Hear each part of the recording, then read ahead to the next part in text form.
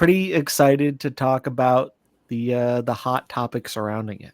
Yes, yeah, absolutely. It's been crazy. I would not have expected getting this new game mode that it seems like everybody was really excited about and wanted, and then the reactions that it got. Now, I can go from personal experience into it a little bit, and I'm sure you can too. So I guess we should start here. This is kind of I do my show almost like a radio DJ. So this is kind of breaking news, of course, with the diner. So let's get right into this. Start with telling me your first impressions of this mode, and then we'll go into what I saw and stuff like that. So when you got a chance to play it, and you were streaming it, right, when you were playing? Yeah. Okay. Yep. I played a few games before stream just to get a little feel for it, and then I streamed it. Okay. So what were your first impressions and some of the first things that you encountered when you went in and started to play it? So right off the bat, it didn't feel like super different to me. Obviously, the doubling mechanic is like the big thing that defines it. I didn't run into the same issue a lot of people did, where you got like knocked out super early on. That happened to a lot of people. I was fortunate where that didn't happen to me for a little while. So I didn't have that exact pain point to start, which was nice. But it definitely it kind of comes for everybody.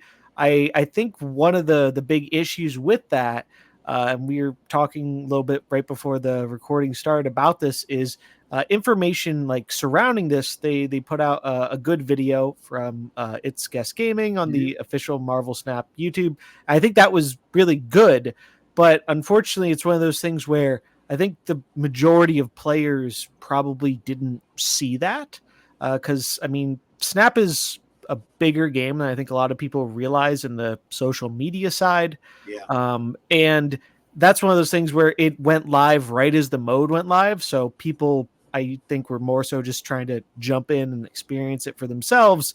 This is one of those things that I think could have really benefited from them putting it out a little bit earlier, kind of ride the hype wave, get people excited, know what to expect. Instead, people just dove right in and then were greeted with sadness when they lost a game and were told, hey, pay up or come back in an hour or longer. Yeah, for sure. And yeah, it's funny because I was watching his stream a little bit, guests, and he had mentioned that he did the video, and then he was waiting, and he's sitting there like, he should any minute now, and he was thinking it was going to be out a lot before it actually was. And so it was cool that he got to do that for them. But yeah, you're right. They would have benefited from that coming up, even let's say a half an hour before it went live. Yeah. At least it's there, and then people could have referenced it and watched it.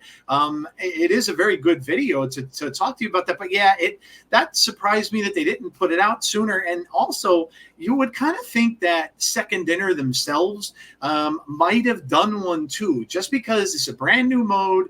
We're going to go and we're going to explain this to everybody, maybe even a day before it hits, and be like, all right, have Ben or whoever come out and say, okay, this is what you do. This is how you do it. Your first game, just be careful, because if you lose, on that little warning ahead of time there, I think just little things like that would have been so much better. Like yourself, I didn't run into that. I was lucky enough to win my first match, so I didn't see that. But so many other players, so many other content creators I was seeing that they lost, and then they're like, whoops, there they are with people watching their stream. They lose the first game, and it's like, oh, you got to come back in an hour because you have no more bubs. So yeah, it certainly is a thing. Now, I did hear, and I'm sure you did too, they are looking into fixing that, I think, right? They're gonna. Yeah, it's actually, I believe they just pushed it a few hours ago. They have listened and made a bit of a change to how that stuff works. My understanding is they lowered the first tier, which I think is called Serial. So before it required a higher entry fee. I think it was 80 bub minimum. Yep. And they basically made it so it's a little more akin to Proving Grounds. You start with the normal snap numbers. So you have 1 goes to 2, goes to 4, etc. I think the max is 32. I could be wrong, but I think that's how it all maths out. I haven't really played it since they made that change. I've been in the higher tables. But the idea being there, it gives you kind of a place where you can experiment with the mode, get a feel for it without insta being like punished hard where you can't play it anymore. Definitely how it should have been on day one. And frankly, I'm a little confused how that's not something that came up in internal testing. Like, I just don't. There are a lot of things in game development, I think that can make sense how you don't see something in testing, particularly when it comes to bugs. That stuff can be complicated. This wasn't a bug. This was just how the mode was designed, and it was a very clear oversight on their part. Yeah, And first impressions matter a lot in sure. about everything in life, but Yeah, especially in games, I think they matter a whole lot because that a negative first impression can really, really taint the whole experience for people, even if they fix it, which they apparently did something to help fix that particular issue. yeah. Yeah, no, I 100% agree with you because like you said, first impressions for this, especially something that so many people were excited about to begin Mhm. with, and then I saw it all over. Now, granted, I'll give Twitter is a very negative place anyway most of the time, but Yeah. I did see, I did see a lot of people that were saying I'm done with this game. I was literally looking forward to this so much, thinking it was going to be something new, something different that I could play. Then I get into this and I lose my first match and I can't play for an hour, and then they're going into it a little further, which we'll get into. But yeah, that's a bad, like, that's a really bad oversight. Like you said, I mean, they always say they're doing testing on things and internal testing and stuff like that. So you would think this would have had to be tested prior, but it almost wouldn't seem that way. Yeah, and even as like content creators who are supposed to be like quote unquote in the loop, in the content creation program, Yeah, we get to hear from Second Dinner more than I guess the public, or we get to ask them some questions at times and whatnot. Uh, Honestly, the I think the vast majority of us really flew into this blind. We didn't have really much more information about any of this than the general public did. And I think that is something that has been like a bit of a trend where I think they could benefit a lot from kind of screening some of these things through the people that are speaking to a lot of their engaged audience to prevent these issues from happening before they, happen live. yeah. That's something I would like to see changed, but I mean, I don't know if that will happen. Yeah, certainly I agree. I mean, they've got a resource there, right? Like there's a lot of you guys out there that are part of the program.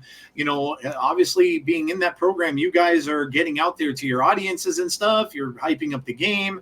You're playing the game with people watching you on streams, which brings a lot of attention to the game and a lot of new players, I'm sure too. So, yeah, why not? Why not use that as a resource? I get it. Maybe they didn't want things to be, I don't know, spoiled early on Mhm. or out there too early or whatever the case might be. I know they've had some leaks with the OTAs lately and stuff. Who knows where those come from? But Well, yeah, most of them have been through the Second Dinner website the have they last been few through? Oh months. yeah, Yeah. that's right. Yeah, you're right.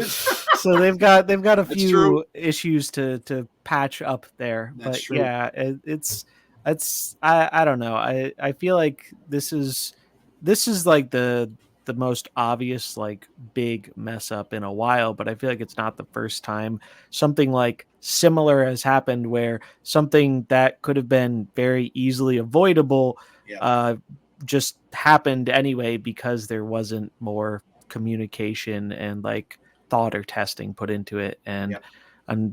that's just not good for the game. I mean, in general, as content creators, no one's really happy when something is going bad. Oh Like sure. no one Yeah. feel we're on the same side here. It benefits everybody for the game to succeed and the players to be happy, right? Yep.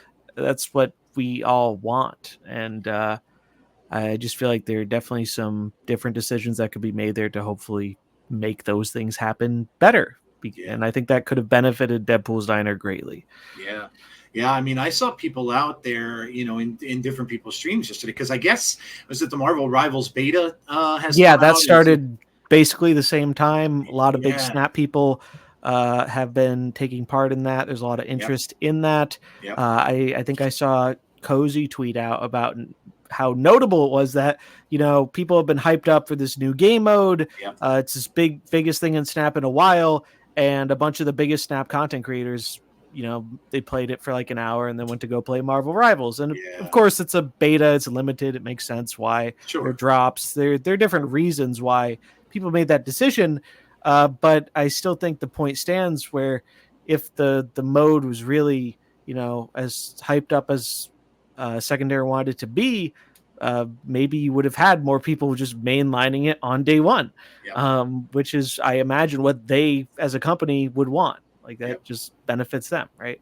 Yep, for sure. Yeah, for sure. And I mean, the ultimate goal of this thing was to, okay, it's a free card, right? Which to be honest, I've said this on my show before. That's another thing they really kind of botched, was that whole announcement in the first place. If they would have said, hey, all they really would have had to say was, we're giving you a free card. We're, come out with that. Oh my God, that god awful IGN thing that I sat through for hours and hours. That is such a perfect example of what I'm talking about. It it's was horrible. And I get some of that was out of their control, right? Like they probably had a specific deal with IGN. They weren't controlling the times and whatnot.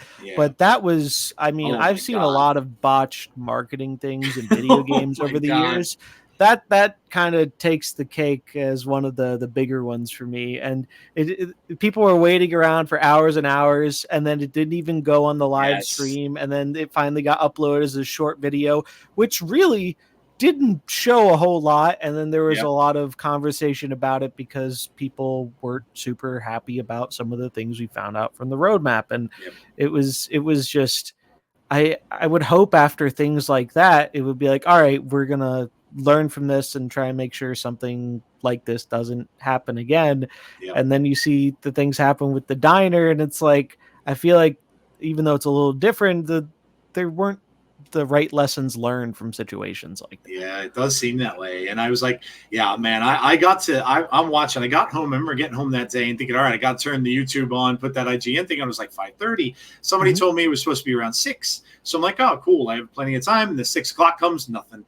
Another hour goes by, nothing. The worst part of it was when I got to the part where they were doing that ridiculously bad list of Nintendo characters. I remember that. I saw that too. It was so cringe. I literally it was so bad. I'm like, and then what? They don't even have like enough technology to give these people like a digital board. They have to literally write on a whiteboard all these things. And I'm like, oh, this is so awful. It was pretty bad. And then I went to I went on their Discord. I was looking around their Discord to see if they're going to announce when they're going to come on. And there I see like what it was all about. The whole thing was on their Discord, and I'm like, it came out on Discord before it actually got shown, because I think, I think what happened was it was scheduled for a certain time, because the IGN stuff happened live. And so that was happening at a specific time, but their live quote unquote broadcast, it wasn't being broadcasted live. They were taking footage from different times throughout the day and airing them at different times. So when it went live, it happened, and I guess I believe it was set on a timer to show up in the app for Snap. So what happened was it wasn't actually showing up for the live stream where people were gathered to see it, but like an hour later, everyone was seeing it on their phone in Snap in the news section, so they published it in the Discord as well. So that was quite an ordeal, and I think one of the funnier things I've seen happen when it comes to stuff like this. Yeah, it really was. And then, like you said, then the next thing is, okay, we messed that up, whatever. Let's follow it up and knock this out of the park with this Deadpools thing. And then now this comes along, and it's definitely not gotten a great opening reaction. I mean, like you were saying, I mean, talk a little bit about when you first started to play, right? So what are some of the things you noticed? Now, I will say, it's not all bad. The stuff on the track that you're playing for, there's good rewards on there. The rewards are great. The rewards are actually, if I can say 2 objectively positive things about this mode, the rewards are great. I have nothing to complain about when it comes to the rewards. And the art team responsible for it, I think, knocked it out of the park. It's very whimsical, silly, on theme. Those groups did a great job. No complaints in those departments. But elsewhere, not so much. I was once we learned about how the concept of this mode was going to work, I've always been very hesitant thinking that this was going to be a good idea. I wanted to like it because I just wanted something new to experience in Snap. I think that's what most people wanted. Like the game, we haven't gotten a new mode since Conquest, well over a year ago. And it's just like people want something new to sink their teeth into and engage with the game that, people are very invested in this game, whether it be with their time, their money, both. And they really love the game. But I know a lot of people who have like cut back on playing or stopped playing because, well, they hit infinite, they do a little bit of conquest here and there, but there's not much to do other than that if you're not like super interested on like climbing the ranked ladder, right? Which I think, truthfully, I don't think most of the player base is super interested in that. It's not Yeah. overly appealing. People just like messing around with the game for fun, which is Yep. totally fine. But the whole concept of this doubling, I think it doubles down on the wrong thing, which is I don't think the reason people like playing Marvel Snap is mainly because of the Snap system. Yeah, I agree. It's the gameplay. The gameplay is what people like. The perfect example of this to me is how often do you like see a streamer who it's like, all right, I'm probably going to lose this game, but I want to see what happens. I want to see what happens on that final turn of the game.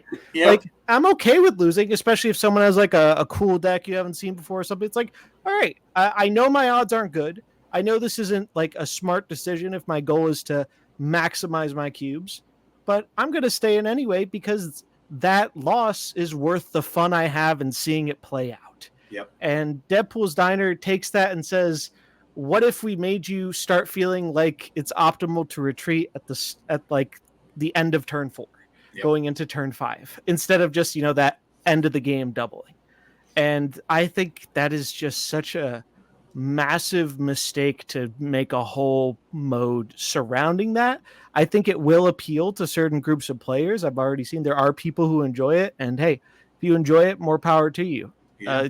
Everyone enjoys different things. Mm-hmm. But for me, I have not enjoyed it. And I keep seeing people bring up poker, right? You can see one of the main developers saying, Deadpool's Diner, it's our take on Texas Hold'em.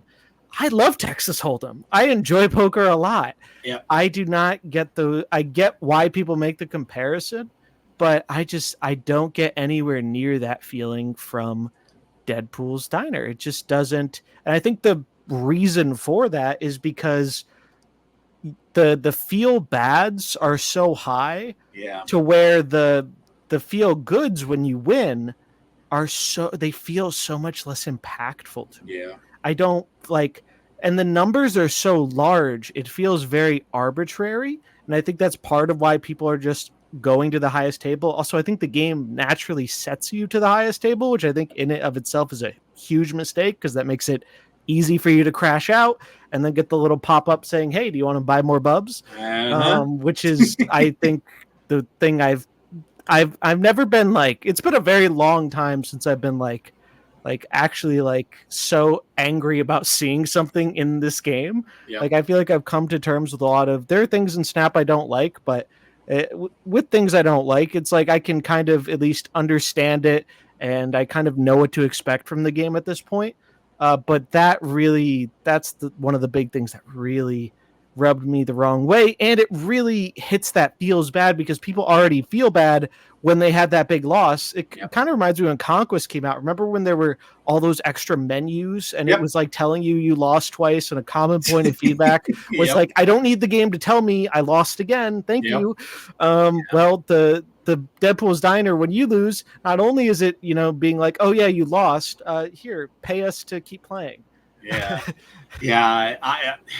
agree. And I mean, that's, again, we're in a point where with the game, and I've heard you speak about this stuff too, with all the cosmetic stuff we had going on, right? When the borders first came out and people were upset about that because they made them pay, you had to pay and you only got one.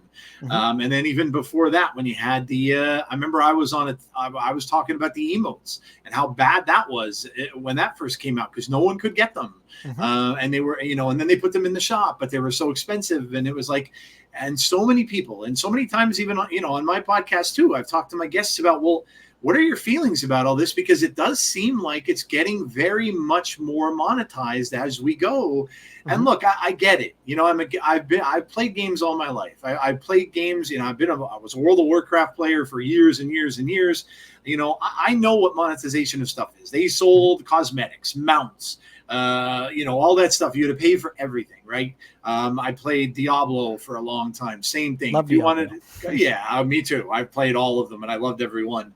But I I've done this, so I know, I get it. They have to make their money. There's cosmetics involved now, and I get that, but I don't know. To me, they made this sound more like okay, we're giving you a free card, and then they came out and said, and other people have said, well, it's not going to be that hard to get the card. All right, well, that made people feel a little better, but it's not easy either. And I love your comment about the snapping part of it. I've never been good at it. I have never been good at the snapping part of the game. In I think fact, most people aren't. Yeah, to be honest. I'm just not. And I just hit Infinite. I started in Miles. I just hit Infinite last month for the very first time.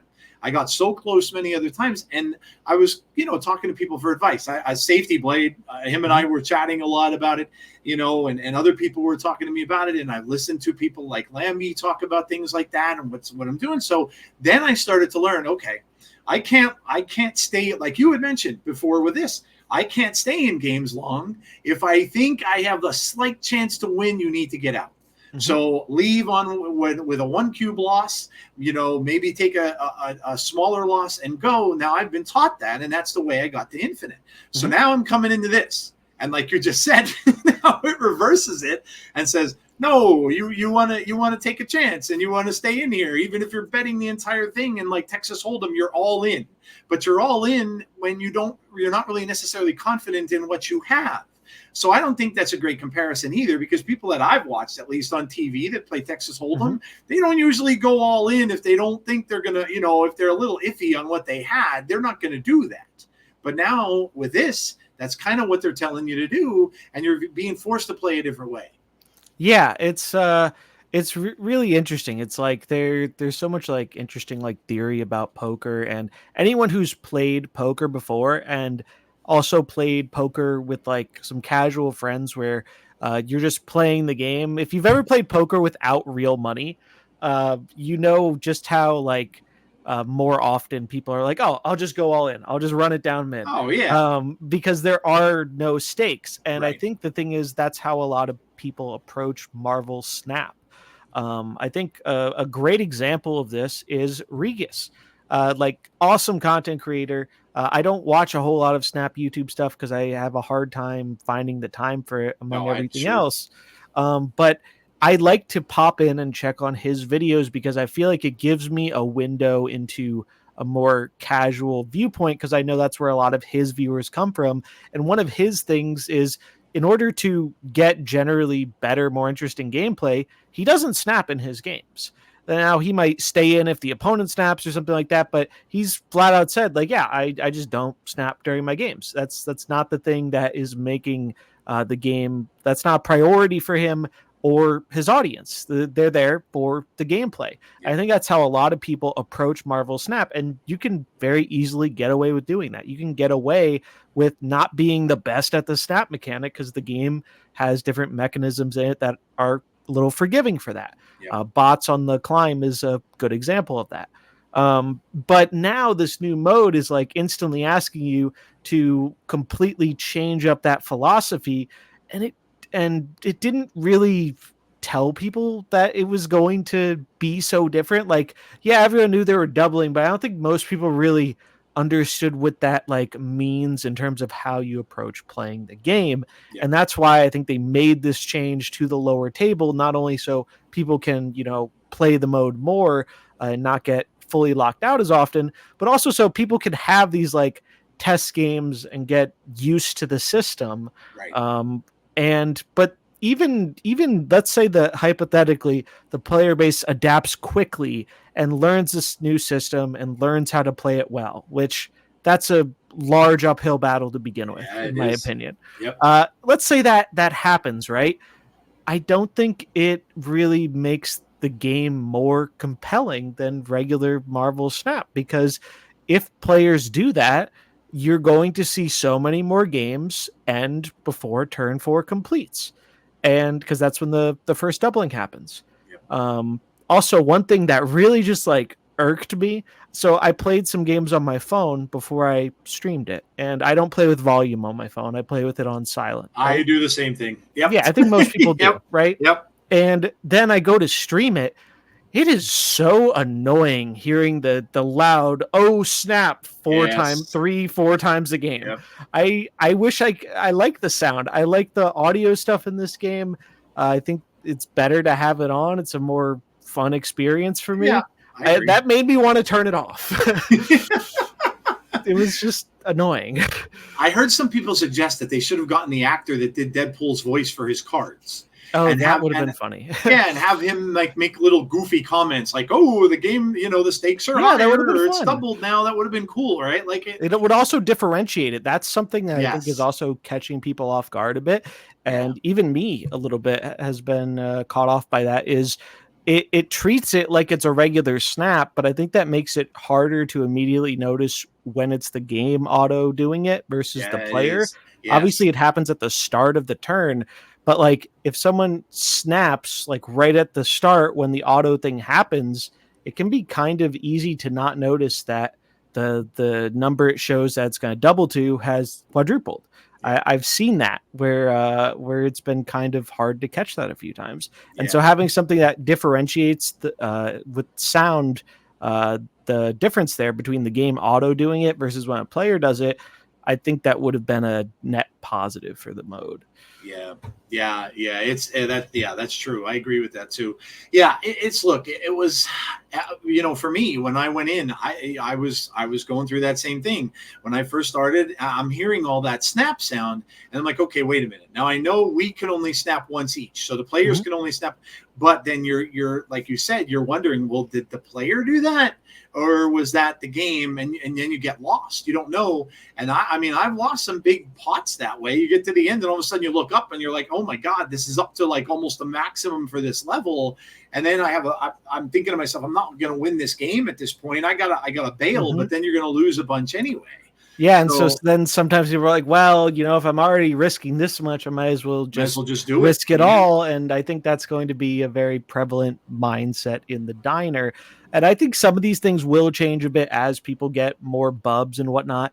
The I think another real big issue is just how large the numbers are. Oh, I think yeah. that creates a few different problems. One, this is exponential. And they didn't really set the tone for it super well. They're like, yeah, you're getting a free card from this. This event is 2 weeks long, but they didn't really give much expectation of, oh, is it going to be quick to get the card? Is it going to take a while to get Yep. the card? And I think part of that's because the experience varies greatly. We're seeing people who already got the 500 million variant on day one. Yep. We're seeing people who are still stuck below the 10K point who feel like, how am I ever going to get 15 million to get Cassandra Nova? Yep. And I think we as people have a hard time visualizing just how much bigger numbers get when things exponentially increase. And so if someone's having some bad beats in the lower tiers, it really feels like, oh, I'm just never going to get this card. Yeah. It's just far out of reach. And then this gets compounded, and perhaps we'll save this for another topic a little later Yeah. on Yeah. surrounding Arishem. I think this gets Yeah. compounded with the fact that Cassandra Nova is the clear tech card that's supposed to Yeah. help answer Arishem. Arshem's dominating the metagame. Arshem's dominating the diner. And so people, even if you aren't necessarily super enjoying the mode, you feel like I have to engage with this because I want to get the card that helps me beat the thing that's at the top of the game right now. Yep. Yeah, yeah, absolutely. I mean, it is a necessary card, and sure, they did come out and say, because people are asking, well, what if I can't get it? Well, yeah, you can get it from your, it'll revolve, it'll be in the spotlights afterwards, but that's not really a consolation. You're going to have to spending tokens at that point for that. Yeah, it won't be in caches for who knows how long. It's only going to be in the token shop, and I think most players, unless they are a large sea creature, aren't exactly flush with tokens, right? Yep. A lot of people don't have a spare 6K around, especially with so many powerful releases. Like they've gotten a lot better at making way more desirable cards. We don't have Series 4 releases happening at all anymore. So people, I think, are a bit strapped on the tokens. And anytime you have a chance to get a free 6,000 token card, you want to do that. That's in your best interest. And that's without accounting for the fact that like people should want to enjoy and experience this new way of playing the game. So I think there are like a lot of different factors there. It does get better as you get further into it. And a common piece of advice that I think is generally true is once you start getting in like the tens of thousands, hundreds of thousands of bubs, is playing like 2 or 3 tables below your absolute max table. Like I played for a bunch last night doing that, and I probably played for like 3 or 4 hours without busting out. And so it was a very sharp contrast to how the mode was at its initial launch. So I think people will get there. I also do think Cassandra Nova over this 2-week period won't be the hardest thing to earn as people get further up there.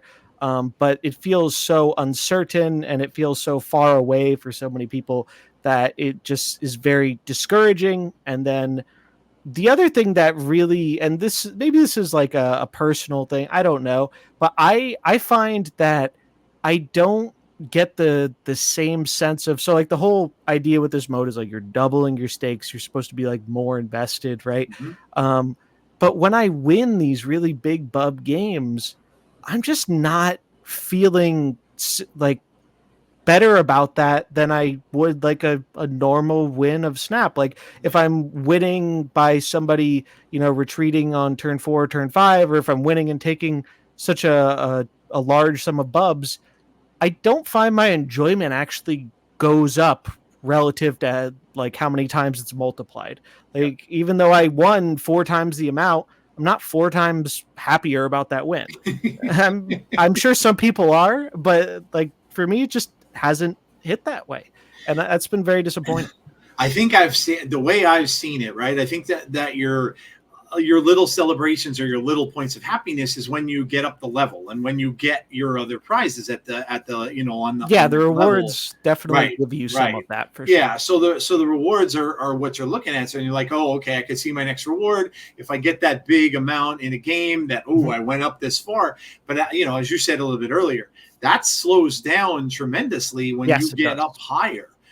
Because then all of a sudden, like you said, now I reverted to the same way you were playing too yesterday. So I started playing levels below. I think I was playing on the, I'm trying to think of the names of them, the bubble tea level. Yeah. I was just staying there because then I remember, I think I heard guests say too, like play, like if you basically triple the amount of bubs you have. So if you have 50, don't play on any level that's more than triple what you have. Yeah. So then this way you can play at least 3 games on that level if you ended up losing all 3 before you'd have to start over again. So, but can you imagine explaining that to a layman? Oh, I know. like it's that hurts my head, and I'm very engaged. Same thing here. I'm no math wizard. I mean, I never, I avoid playing like decks in this game because I hate math. Like bounce and move like blow my mind. I'm like, nope, I'm just not touching that. But yeah, no, you're right. And it's like, and then when he explained that to his chat, I think everybody thought, oh, okay. Don't play on the level that's all the way up the top. I think most people would have figured, well, on a normal game, like whatever it is, you advance to that next level. Well, your next goal is to get to the next level. Yeah. And to get to the next level. So if you have the bubs to do it, you're like, yeah, okay, I just want to keep going. And the game pushes you there. The game pushes you in that direction. It puts you open the diner, it puts you on the highest table you can do. Yep. Like they clearly want that to be what you're doing. Otherwise they would just start you at like the bottom one, like in Conquest. It's like, all right, I can slide through and choose. And yeah, you can do that, but it just auto pulls you to the one you have the most bubs for. And another thing is you don't have a way of tracking how many bubs you have in your reserve when you're in the game. Yep. And so that can lead to situations where you might not have originally realized you were actually betting at all because you're in these higher stakes ones where it's like hundreds of thousands. And it's like, how much did I enter with this? If it doubles another 2 times, am I all in? I have no idea. Yep. It's such a large number, and it's not kind of like the focal point you're paying attention to in the menus most of the time, unless you run out of them. So I think that's another thing where it's like people end up in these positions where they don't even realize they're going all in. I think it's just very built into the average Snap player where it's like, I want to see the game play out. I want to see my deck do its thing. So I'm just going to press end turn and let it double. And I think that is a very, very hard, natural impulse to upend from people. Sure. That's just people have been playing Snap for 2 years that way, and it's hard to make people change habits like that, especially in this little short 2 weeks period of time. Yeah, yeah, for sure.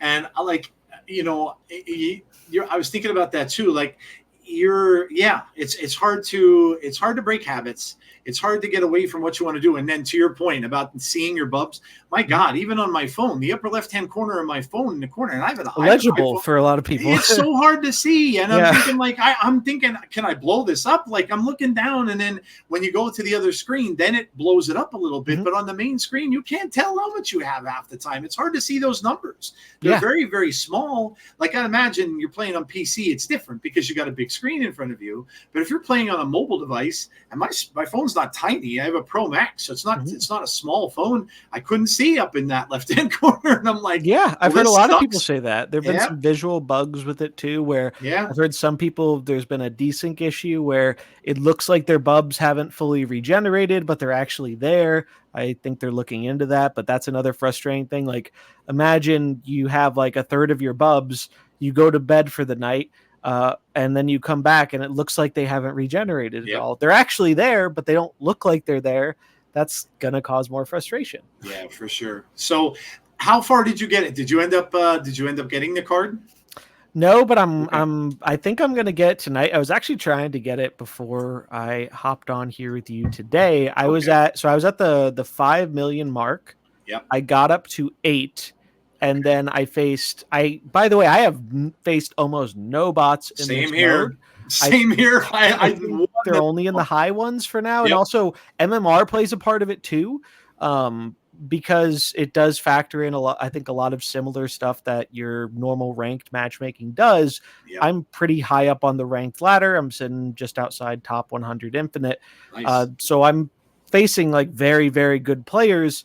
And naturally, because the diner is split up into so many different things, you can end up getting long queue times, but the bot stuff varies a lot. Like, I got a few bots in the lower tiers. Since then, I saw almost no bots until the one bot that ended me today for like 4 million bubs or something. That bot was kind of like the difference maker. I think if I beat that one, I probably would have been able to get the card before I wrapped up stream. Unfortunately, I didn't.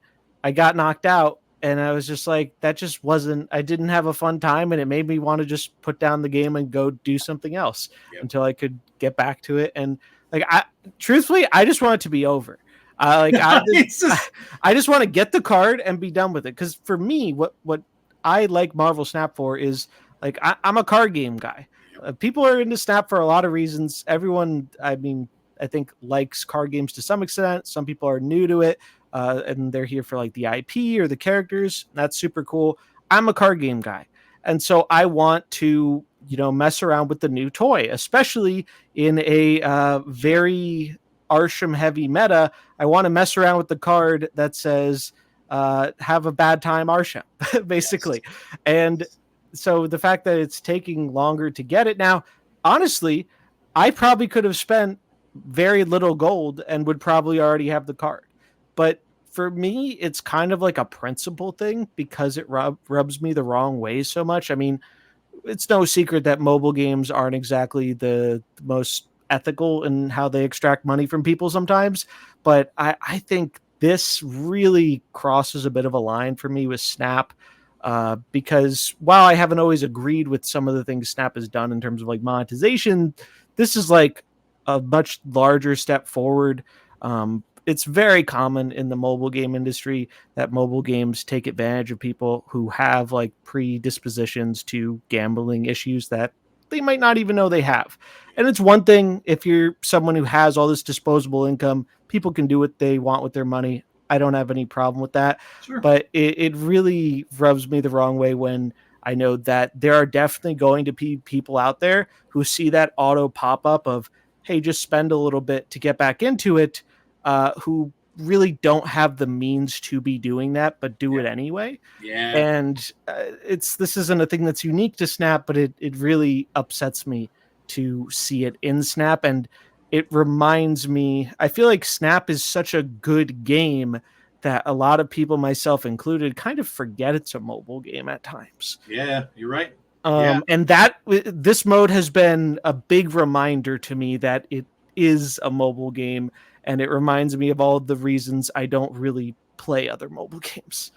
Yeah, I have to agree. Yeah, it really does. Like when that whole thing about continue the level and here you go. I mean, that goes all the way back to Candy Crush. I remember my wife That's playing the Candy original, Crush. right? That's the big right, one. and that's the one that's still around today. And a lot of people said Making she still crazy plays money. it. Yeah, and that was how they did it. Yeah, hey, you want to continue the level? Here you go. Give us 99 cents, and you can move on. And it's like, yeah, it does really look like that. And to your earlier point, I don't necessarily. I think the intentions were to, obviously this is for the next 2 weeks. So they made this, I think, with the intention of, okay, you're not going to get it day one, right? They were expecting that, right? But they should have messaged that better, right? Like I was completely sold on the fact, and I'm even thinking of this myself before this all started. I'm like, ooh, this is going to be kind of weird because this might take some of the people who are high infinite like yourself and bring them into this. And maybe it's going to take them a while to get to the top and get that card. So maybe they might be focused in there,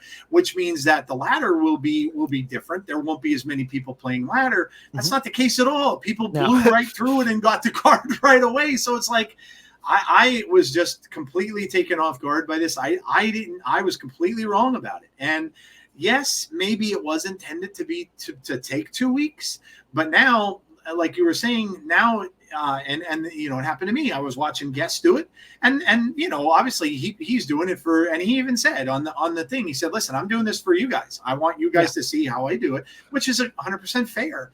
But when I'm watching him play, like you mentioned with the bots too, he's going through and he's going, "Oh, I got a bot. Oh, I got another bot. Oh, and I'm like, dude, and then I go to play after it was over. I got none. And it's not a reflective experience, right? It doesn't emulate the experience people are having, and that is not a super unique thing in Snap. I do think Snap has that happen in a lot of different ways, where one person's experience versus someone else's can be night and day different, and that is why I think there is often a lot of like heated discussions within the game, because people go off of their lived experience and it's like they expect other people to have the same lived experience in the game because they're playing the same game, and it's just not a lot of the time.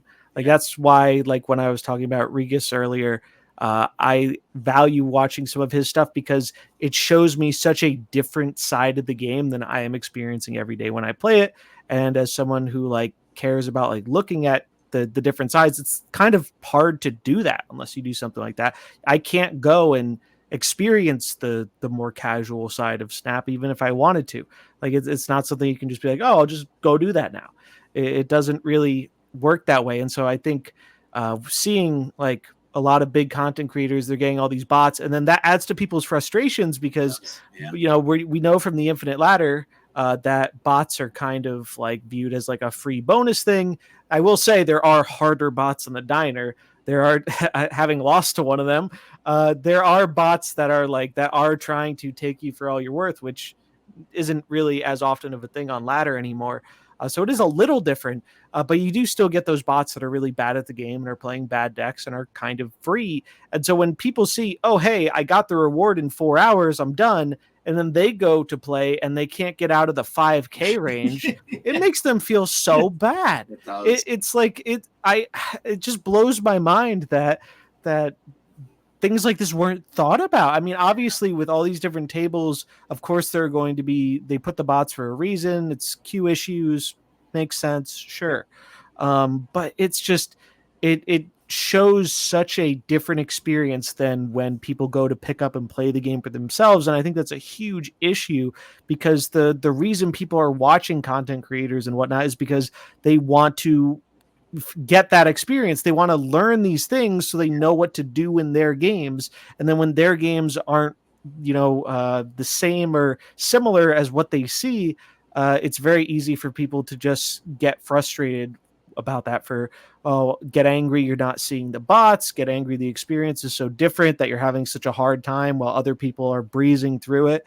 It's really like, it reminds me a lot of how back in the day, you don't see it quite as much anymore, maybe a little bit, but people would get really annoyed about how a lot of content creators are posting these day one infinite climbs Yeah. and then talking about bots and stuff. And it's like, my climb is so hard. I'm having such a hard time with this. I don't understand how people are just breezing through it. It makes people feel bad about themselves because they feel like it's me. I'm the issue. Like I'm just not as good, or there's something I'm doing wrong that is making my experience different. And it's like, no, you are playing a different game than I am because the whole reason bots exist is to insulate people. So I'm not facing somebody who I am going to crush 9 out of 10 times. That's the reason a bot is there. It's if I can't get matched with a player that is a reasonable skill level near me, I'm not crushing people who are way below. They exist for a reason, but eventually people get to that point where they are just finding people of their skill level, so they don't see bots anymore, and then that makes the climb hard. And people are unpredictable. Sometimes people make decisions that you can rack your brain for all the things you think your opponent's going to do, and then they do something that makes no sense, but it ends up winning them the game anyway. And so the Snap is full of moments like that. And what we're seeing happen with Deadpool's Diner right now, I think, is just another one of those big moments where it's like the experience people are seeing and the experience they're having themselves are just so different. Yeah. I had to kind of talk myself into that too. Like, one of the things that I saw recently was I tend to watch Binks a lot because he's on late nights and I'm Binks up is late great. usually. I love So Binks. I do too. That song that he has makes me laugh every time he plays it. But when he was playing through, he was doing an infinite run, and he was doing one of those things where I'm going to play until I hit infinite. Well, 13 hours later, and I'm like, holy cow, this guy is good at the game. And it took him 13 hours to hit infinite from 70, where you start. That made me kind of feel better about myself because I'm thinking, okay, here it is. So, and this is, I came on my show and told everybody about it too, because I kind of tend to appeal to a lot more of the casual players and stuff too, because I'm right there with them. And I came on and I said, look, I don't get that kind of time to play. Most people don't. It's just a thing. It's a mobile game. 100%. And so, like, I know that I don't get that time. So now I don't feel so bad anymore because it does take a time commitment to do that. Like, that is not easy to do if you don't have the time to do it. If you get to play, like you were saying, on a mobile game, and maybe you play an hour a day or 2 hours a day. Even an hour is, I think, more than most people. Like, I think your average Snap player, who people don't think about, is barely getting the dailies done. They're logging in when they're waiting to pick their kid up from school, or they're on a bathroom break from work, or what have you.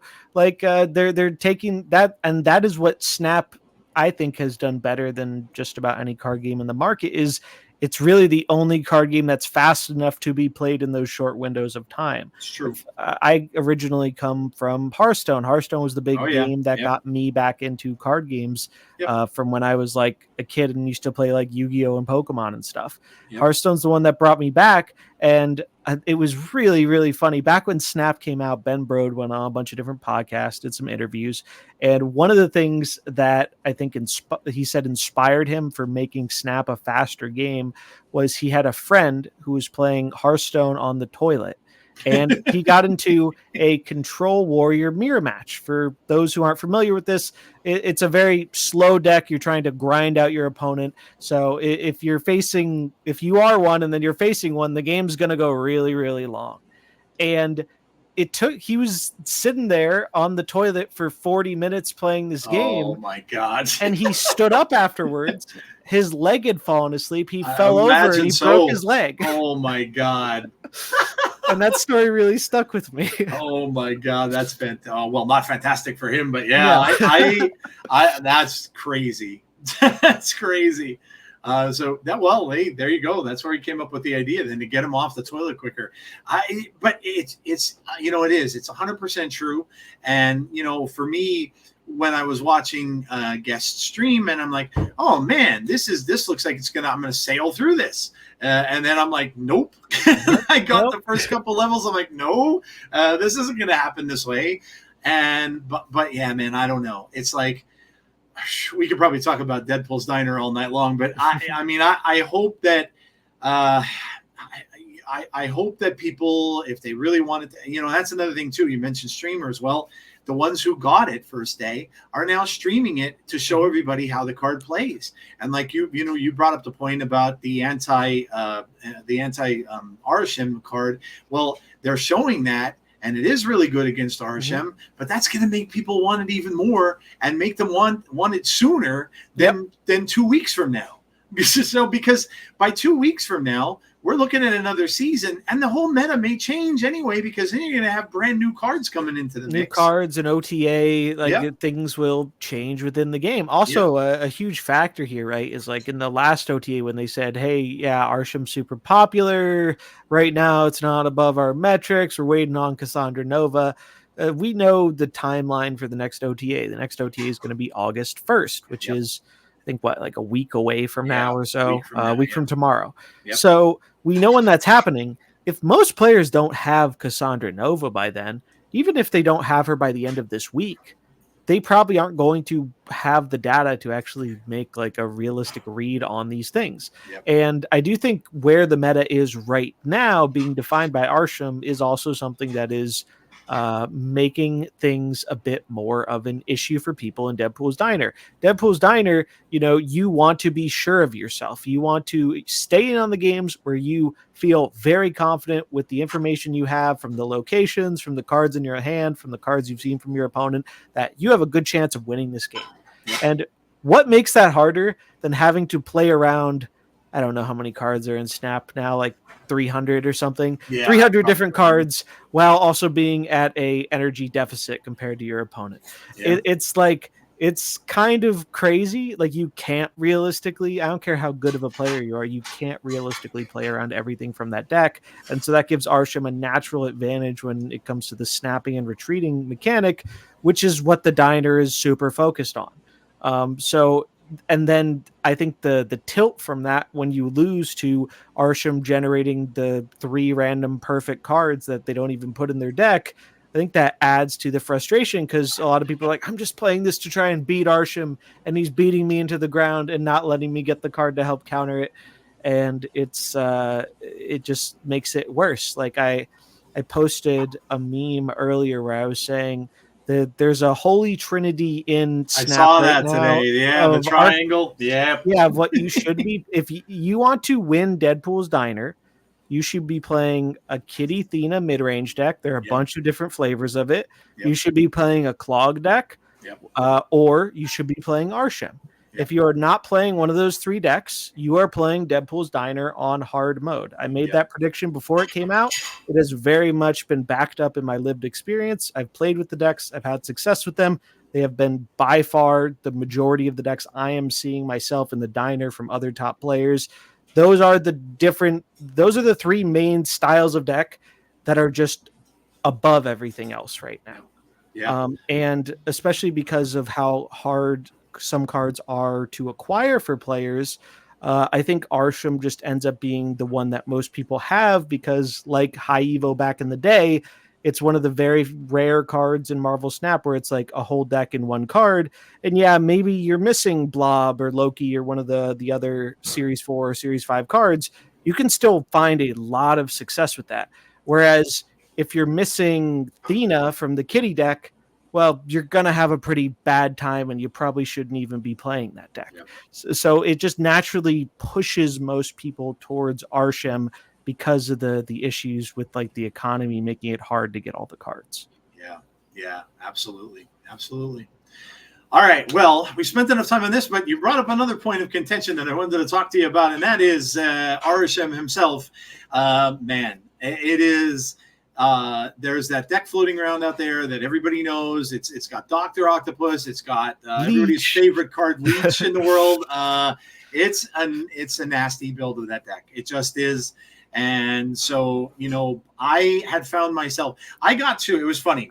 I started, this is the first time I started after an infinite run. So I started at 70, and I'm thinking to myself, I don't even know what I want to play to try to get up there, because Arishem's in the game and all this kind of stuff. I ended up playing a silly ramp Galactus deck that I haven't played in probably since almost the beginning of the when Galactus was actually good.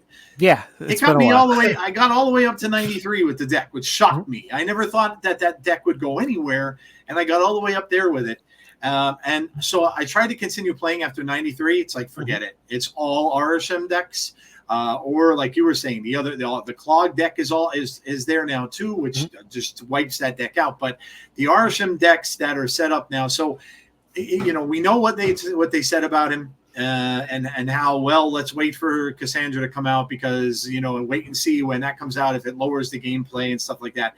I just honestly don't know what they can do with this card because I don't think it's anything more than the energy he creates. The extra energy, I think, is really what's given him an advantage. Because, like you said, a lot of times their cards can be garbage. You might get a bunch of junk in your first 2 or 3 picks that you don't. But having those 2 cards, I've gotten to the point now where if I know I'm playing an Arishem player and I see a Quinjet come out on turn 1, I'm almost leaving. I'm almost saying, nope, I'm not even going to bother with it.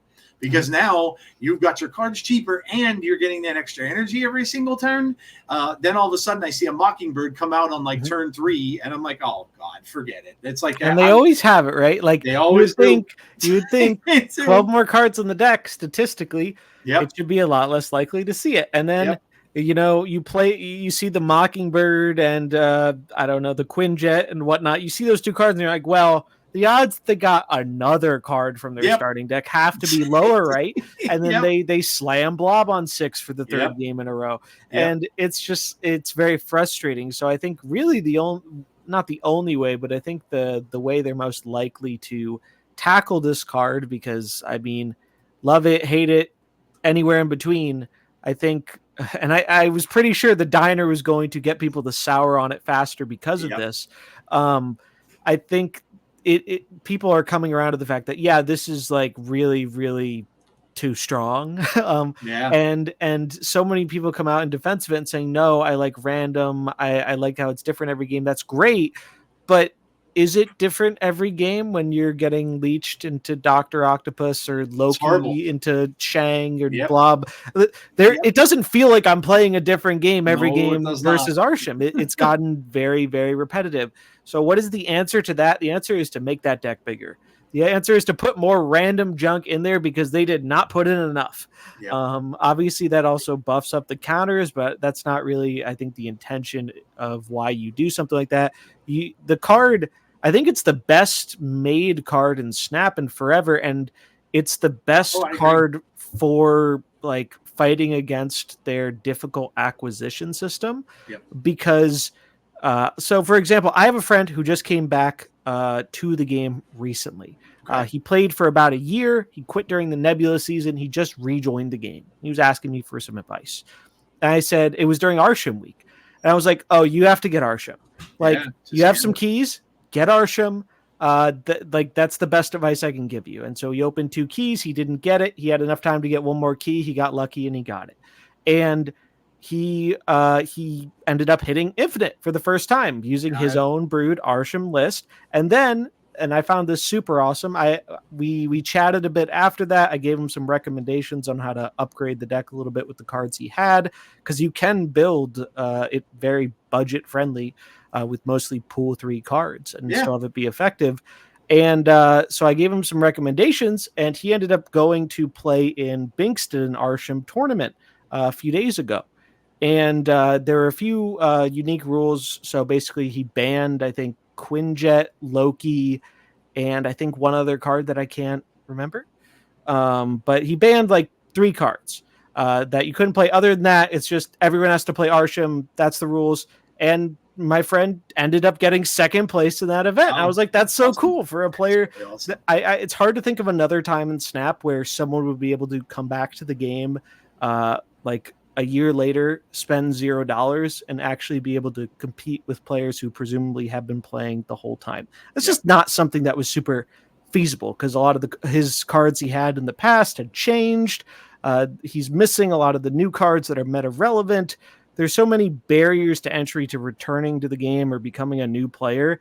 And I think Arishem in 1 card bridges that gap in a way we haven't seen since High Evo came out. Oh, I agree. And so, like, for that reason, I think he's kind of the best card they've ever made because he is such a 4 set helping to fight against what is a very difficult acquisition system for a lot of players, and it lets you play with cards that you do not own.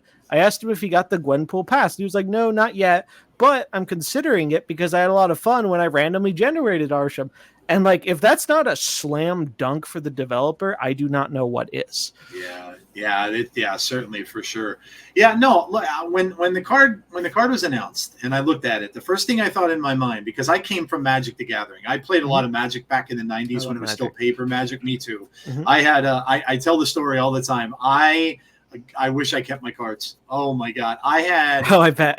We started in the broken era. So I'm sitting at one point in time, I had a beta Black Lotus. Oh my God. which when a friend of mine came to me and said, have you looked at our cards and see how much they sell for now? I'm like, I probably don't think I want to. And he showed me a picture and I'm like, dude, it sells for like $250,000 on eBay. Crazy. I'm like, are you kidding me? But so I come from that, and I'm like, the first thing that popped to my mind was, okay, this card is draft mode.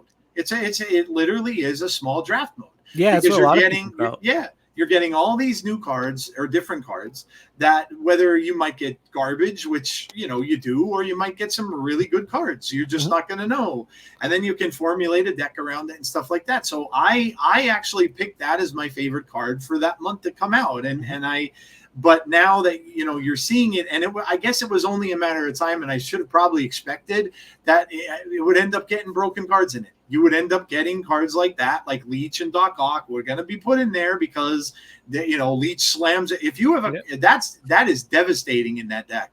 Because if you've got a handful of on reveals, even if you're playing against another Arishem deck, and you get that Leech out, every single no more Blob, no more Shang-Chi, no more Nick Fury, no more. Yep. There are a ton of relevant hits, and imagine what it would have been like if it was the old Leech that wasn't limited to on reveals. Oh my God, it would have been even worse. Your whole hand is trashed.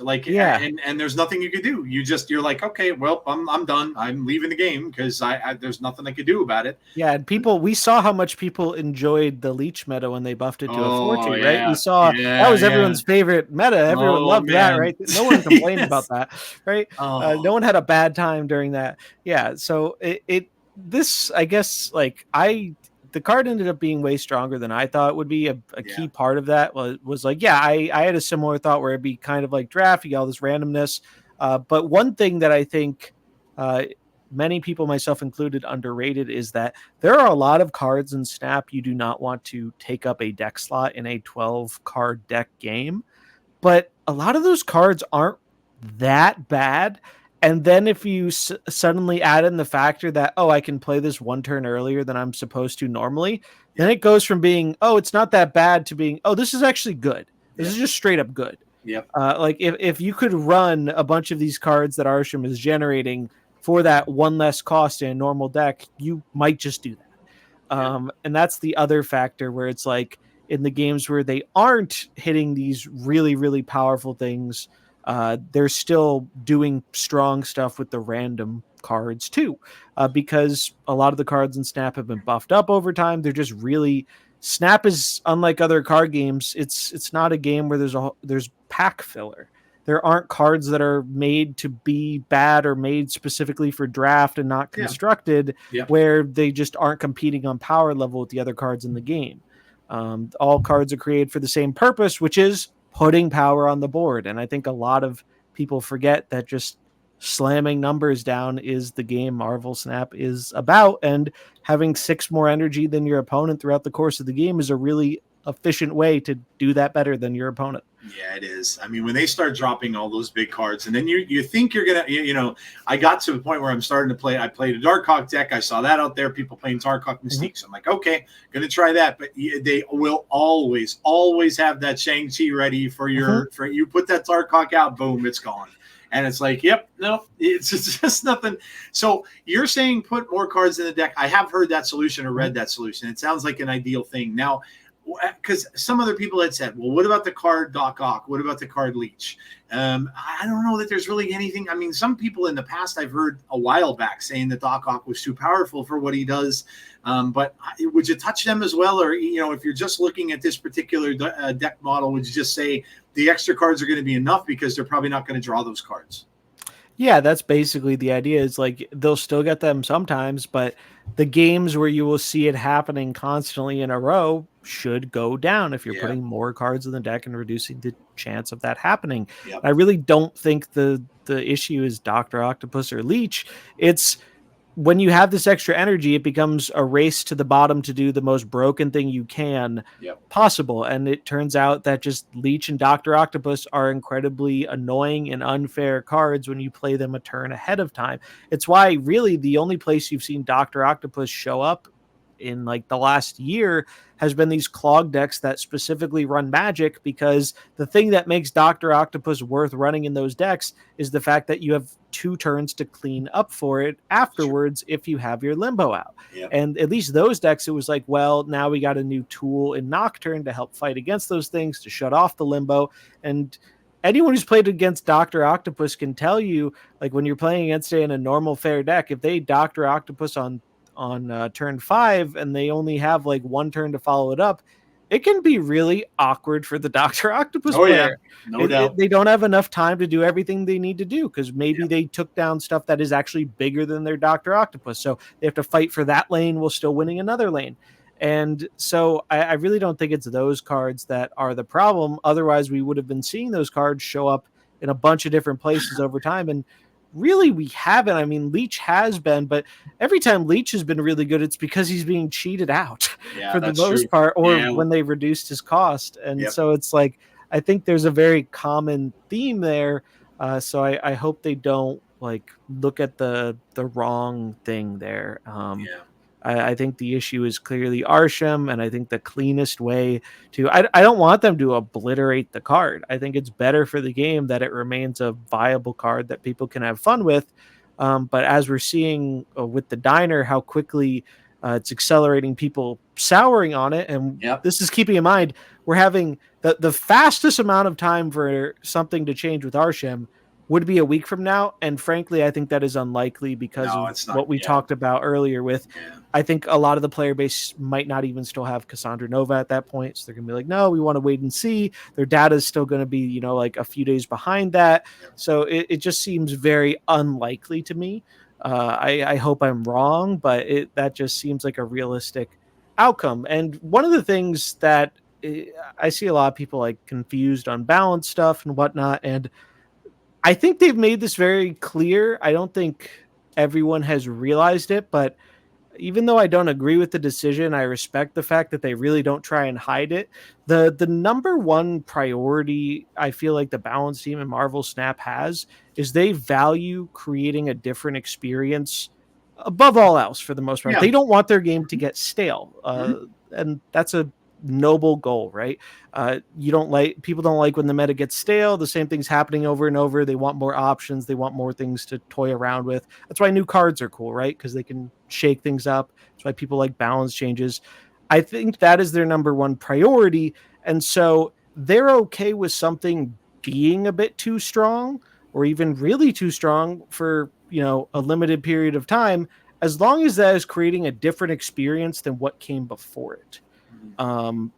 That's just what I felt is very clear. We can look back to like when original Blob was dominating the game with Thanos, or one of the 5 different times Thanos dominated the game. It's like, or Loki was another great example where Loki it just completely shifted the game on its head. Like, and all those times things got nerfed, they weren't balanced, but the nerfs weren't really super quick to happen because they wanted that different experience to happen. That's like the priority. And I think once you understand that, suddenly things make a lot more sense why they don't always rush to nerf something. And that's without even factoring in like, well, they have to consider like the consumer confidence of, oh, I just bought this card and it's already getting nerfed. We've seen that happen time and time again with the spotlights, where it's like a card will get buffed the week after the spotlight leaves, and then it doesn't show up for another 6 months, and people are really frustrated about it if that card starts seeing play. And it's so that's something that like it's going to happen. It's going to continue to happen. It's just kind of the way things are. I think it's a little unfortunate that the timing coincided with the Diner like this and with the current patch schedule, because I do think like the way the meta is being limited by Arishem, is contributing to some of the frustrations people are experiencing in the diner. And normally the big piece of advice I have is like, if games are meant to be fun, if you're not having a lot of fun, like I would play less of the game. And it sounds like simple, stupid advice, but like it's good advice to take. But when you have a limited time mode where if you don't, participate and get the things done, you're not going to get the fish at the end of the hook, or the carrot at the end of the stick.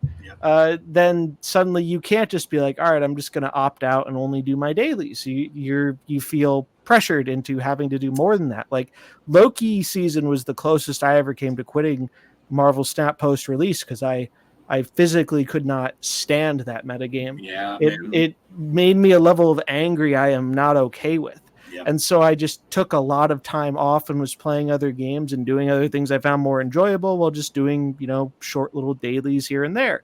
And I think for a lot of people, as the tide changes and turns on Arishem a little bit, with it going from everyone loves this to people not loving it so much, that normal advice is hard to apply when, we have such a limited window for the diner. I think a lot of people are expecting the diner to be a month-long thing, and instead it's this 2-week thing.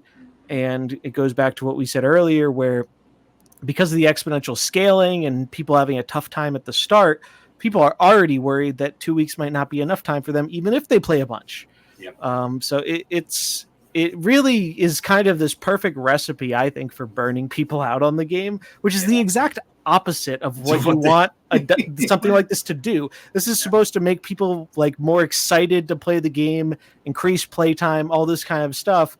But I think it actually does run a real risk of burning some people.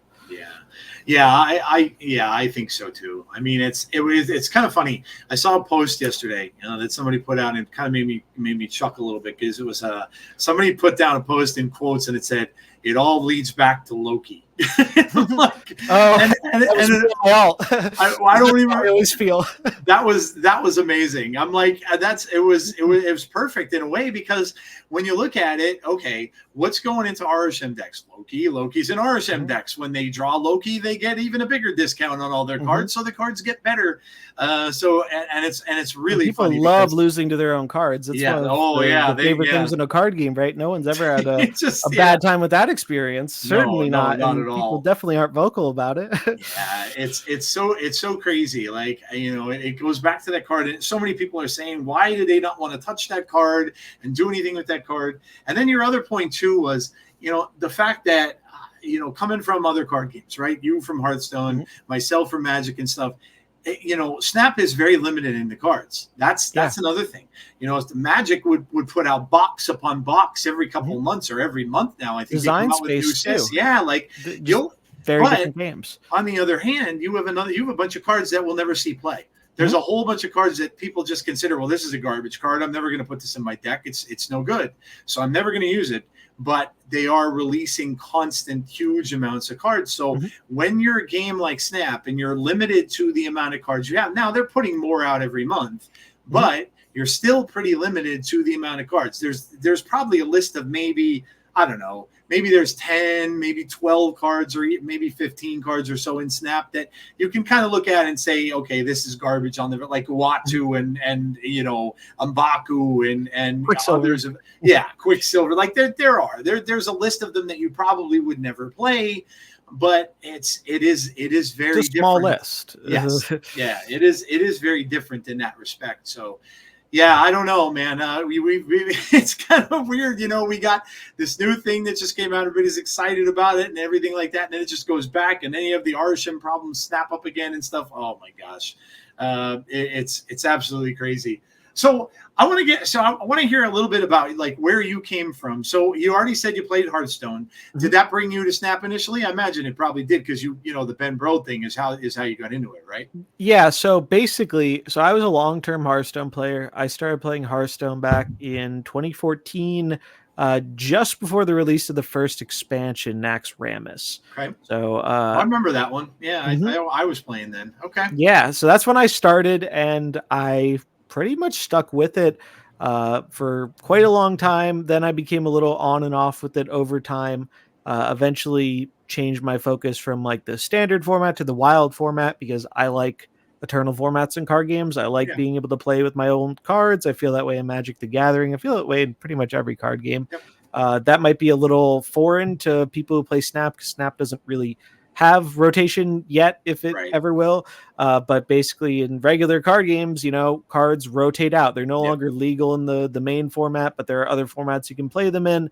And I generally prefer those because I like playing with my old cards. It's just a personal preference. So I stuck with that mode for quite some time. Eventually, one of the problems of eternal formats face is one, they often don't get as much attention from the developer because it's harder to balance these things. They're not as much of a priority because it's not like the breadwinner compared to like the main format. So sometimes you get really overpowered things that get left unchecked for a long time and it makes the game less fun. And that over time kind of pushed me away from Wild Hearthstone. And then what really started me getting into content creation was a little new game mode called Hearthstone Mercenaries that I'm sure like 5 people have heard of. Which it sounded like a really cool idea. Hearthstone's take on a roguelike adventure. Someone was even dumb enough on the team to compare it to Slay the Spire, which it was not like at all. But I thought it was really cool, and there were a lot of elements in it that reminded me of competitive Pokemon. I've always liked Pokemon, and I mean the games. I collected Pokemon cards, but I was never a Pokemon card game player. But I played the games a bunch, and this new mode in Hearthstone had a lot of elements in its PvP that reminded me of competitive Pokemon, and that got me excited. I started doing content on it. It was kind of a niche thing. There weren't a lot of people doing content on it. There were a lot of like problems with the mode. As some people may be aware, Blizzard isn't exactly the amazing company it once was in its heyday. I'll say. So there were issues with it, but because of that, I was doing something not many other people were doing, and we cultivated a small but very dedicated community around it, and I really loved it.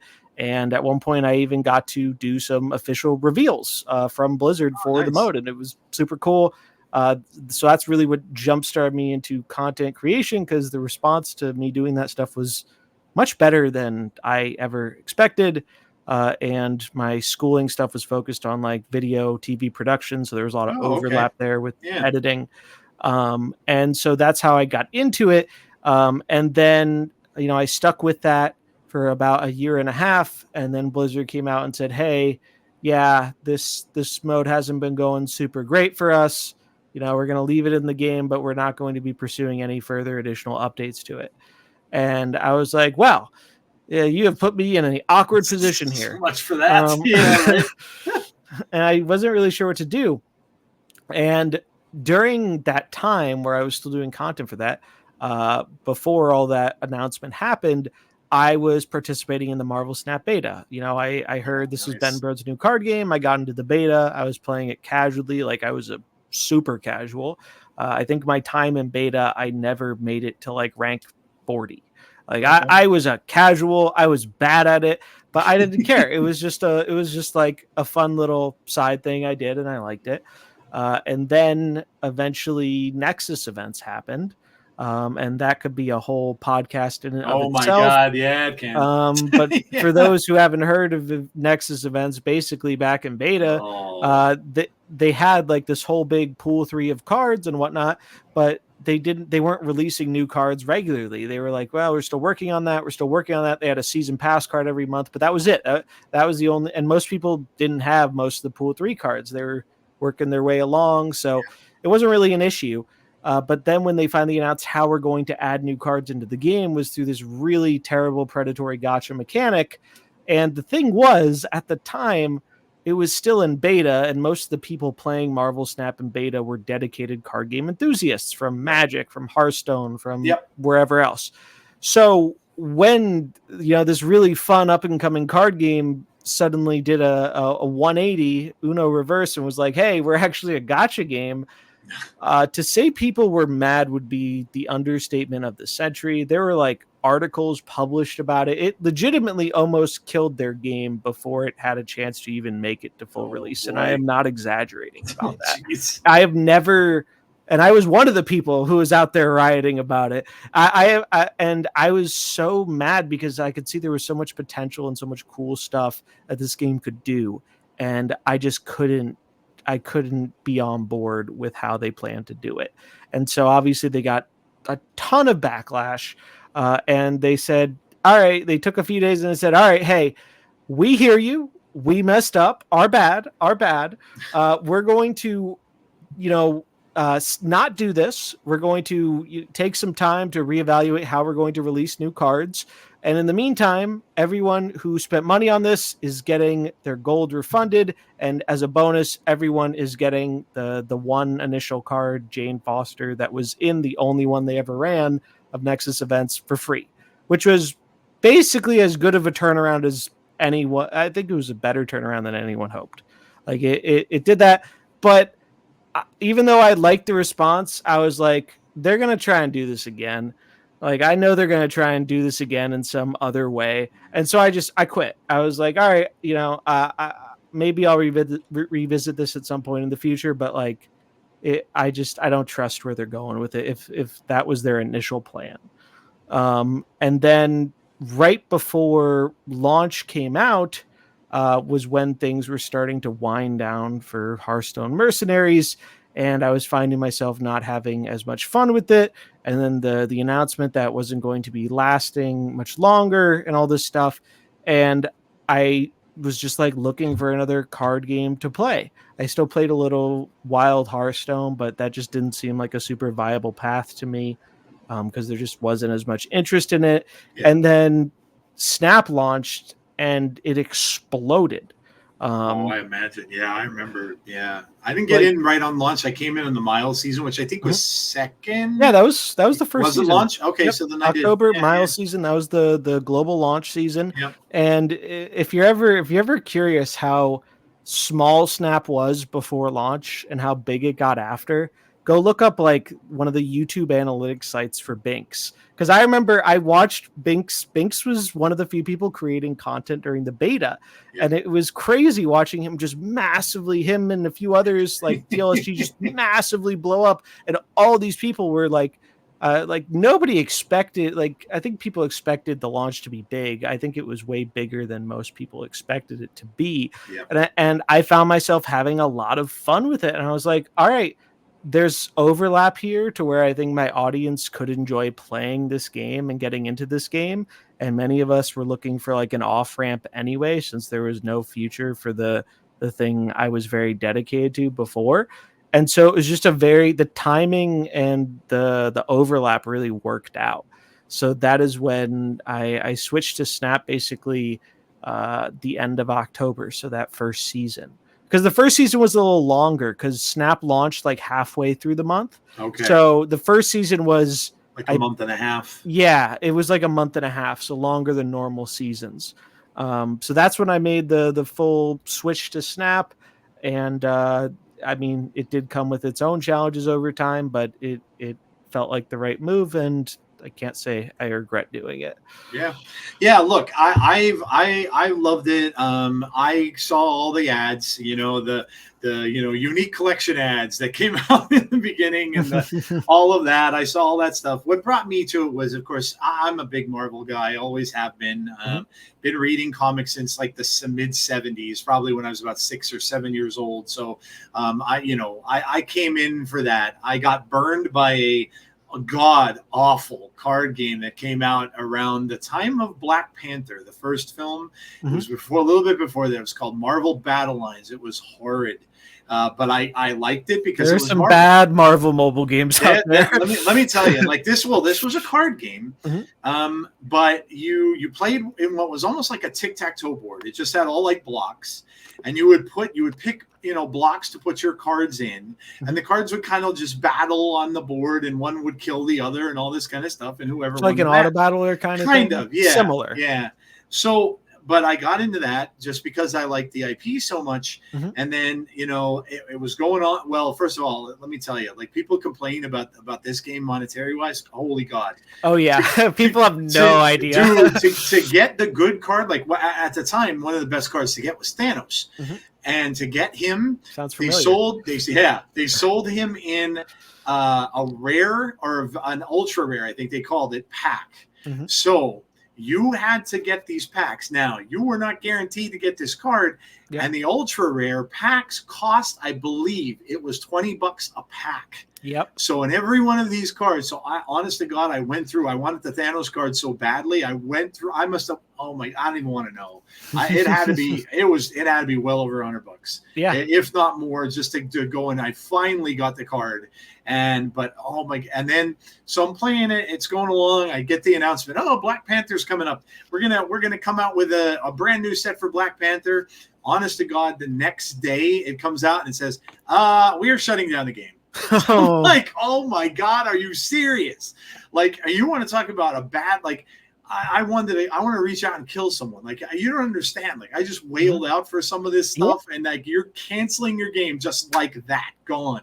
And that's not a unique story man. for a lot of Marvel mobile games. There's so many of them, and I think most people who like have only played Snap don't know that. Yeah, dude. Where it's like, and that some do though, and that's why some people are so very defensive about Snap, is because they've played some of these other games and like, oh my God, this is like 100 times better. How can anyone say there's anything to complain about in this game? Because this other one was so much worse. Yeah. So I definitely understand where some people come on that perspective, because there are a lot of like mobile games are really crazy, and especially Marvel, because it's such a big IP, has made so many of them. And I mean, I know even some content creators in the Snap space came from other Marvel mobile games that either like shut down or just like really faded into irrelevancy over time. Yeah. So how are you with, like, well, I'll ask you this, because I ask a lot of my guests that come on too. So if you were to be given the reins to be able to make this game better, now obviously we saw the roadmap, which God knows we talked about that disaster earlier, but at least draft mode was mentioned. Now that doesn't necessarily mean we're ever going to get it. Yeah. But now there are some things that look kind of exciting coming down the road. I mean, we've got, I know the September season, a lot of people are looking forward to, because we have that new mechanic coming out with the cards called Activate, which looks the Symbiote Spider-Man season. I'm looking forward to that one. Yeah, same thing. And I mean, even next month with the card that's coming out with, was it Kate Bishop with the arrows and stuff like that, looks fun. So there are things coming down the road that look like it will be exciting. And obviously draft mode, I know, is something everybody wants. That was mentioned on the calendar. But if you were a dev and you were given the reins, right, and they said, okay, what's something that you really want to see done that's going to make this game better? The people in the past have told me, fix Series 3 for the newer players. Make something good for return players coming back. They mentioned, like, have maybe I thought about, and now it's funny because now they're in the shop, make a bundle package of cards for a certain deck to give to newer players. And if they want to spend they're money, experimenting with that recently in the web store. It's just it's such a shame it was limited to the web store, because there's no world in which a random new player is going to stumble across that. And unfortunately, because of how things work with the different app stores and whatnot, they can't really link to an outside purchasing thing, because that violates app store agreements. So it's like, oh, you're doing one of the things we told you to do, but you're doing it in like the way that is least likely to both help players and make it succeed for you. It's just like, come on. 100%. I try to share it. I share it on Twitter. I'm like, at least, hey, this is out there. But I think that's a good idea. But the people who need that are people who they probably don't even know who Cozy is. Who really need it. They're people who are not watching content creators, and that's why I feel like that kind of stuff needs to be in game. So I'm hoping they learn from it, but I'm worried that they put it on the web store, it ends up not doing well, and then they're like, okay, so there's not interest in it. And it's like, no, you just put it in the wrong place for the wrong audience. So that's something I found, like, it's like, great idea, bad execution. I'm noticing a pattern here. Yeah, right. Yeah, no kidding. But so if you were given, if there are some things that you would do that would just make this game a lot better for players, what are some of the ideas you would have for that? So some of the big ones for sure are things like you just mentioned. I think that one of the biggest challenges Snap has is getting in new players and recapturing players who have dropped off. Yeah. I can't tell you how many times I have seen someone show up in Twitch chat and is like, hey, I used to play this game. I want to get back into it. The new cards this season look cool. And trying to get back into it. I'm missing all these cards. What do you recommend? And it's so hard to give people a clear jumping off point because of how Snap's whole unique collection system works. And there's not really like, you never know what people are going to have. And it requires like a more detailed breakdown to really give people good advice. And it's not realistic to be able to do that for the amount of people that might need that. So it's like kind of difficult. And then on top of that, content creation, the people who engage with content are so invested in the game that more budget and returning player content does really terribly because the audience that normally watches the content doesn't care about that stuff. Like, I'm sure many of the people in the audience want that stuff to be better, but it doesn't apply to them, so they don't want to watch it. And who can blame them, right? Yep. So finding some way to improve the card acquisition system and make it easier for players to either join the game or rejoin the game, I really think has to be the number one priority for this game, because I've said it multiple times, but it's like, if I ever take a break from Snap, I think it would be incredibly challenging for me to come back. And that's coming from someone who has way more stockpiled resources than the average player. Most of the time when people quit, it's because they're out of resources and they can't engage with the new things, and they get frustrated and they leave, and they come back and they don't have resources to get the new things that excited them. And they end up quitting in a day or two because you have to play a long time to get the resources to get the cards. It's just like a self-fulfilling prophecy there. So finding, and also if they, even in a magical world where they do find a way to improve the acquisition, like they did technically improve the acquisition once with the spotlight stuff, but they did it in such a convoluted way, and where it fell off over time in terms of like, you traded your agency for more cards in the short term. But as we've seen, as time has gone on, there have been a lot of criticisms of the Spotlight cash system and whatnot. Like, there are a lot of players out there who don't feel it was a strict upgrade to the system. You can't leave any room for people to doubt that your change to improve the game actually didn't improve it. Because as soon as people start feeling that, it's just such a major loss for the company. And as far as I understand it, like, I think the change to spotlights has made them less money than they were making before it. Yeah. So not only did they not really give a lot of people what they wanted, they hurt their own profits in attempting to do so. So it's kind of a lose on both sides. It's like, well, why did we even do that to begin with? And that's one of the reasons I think they are not likely to just jump into, I think card acquisition has always been a pain point for them since they're doing it so differently than any other card game. Yeah. And they just, it's hard to do it with the system they have made. And I genuinely do not envy that. It's challenging, but I do think you have to find some kind of a way to make it work where people can have a better time as a new or returning player, because that is what keeps the game alive long term. So that's a huge one. And then a second one is surrounding all the discussion about a new mode. So here's the thing about a new mode, right? Everyone's saying they want a new mode. What that really means to me is I like Snap, but I'm not as into the initial like gameplay loop as I was before, because like in my example, I've played like 4,000 hours of it or something. It doesn't hit like it did during Miles Morales season or even 6 months after that, right? That's not Snap's fault. That's any game you've played for a ridiculous amount of time.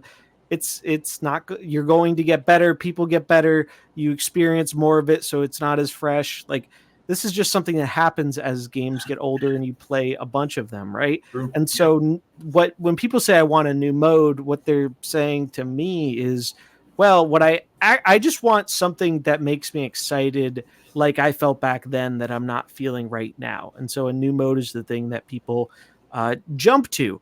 But I think it's very hard to recapture that, especially like in something like Deadpool's Diner, where aside from the doubling mechanic and the rewards, you're essentially playing the same game. It alters how you play it, but it doesn't feel like a totally new thing. You Right. are retreading a lot of the same ground.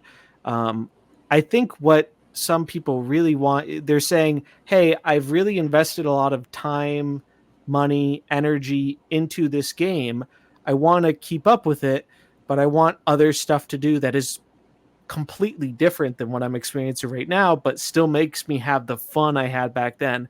And that is a very, very challenging thing to do as a developer. It I is. think the thing most people or a lot of people would have ended up wanting is something like what Hearthstone did when they accidentally struck gold with Battlegrounds.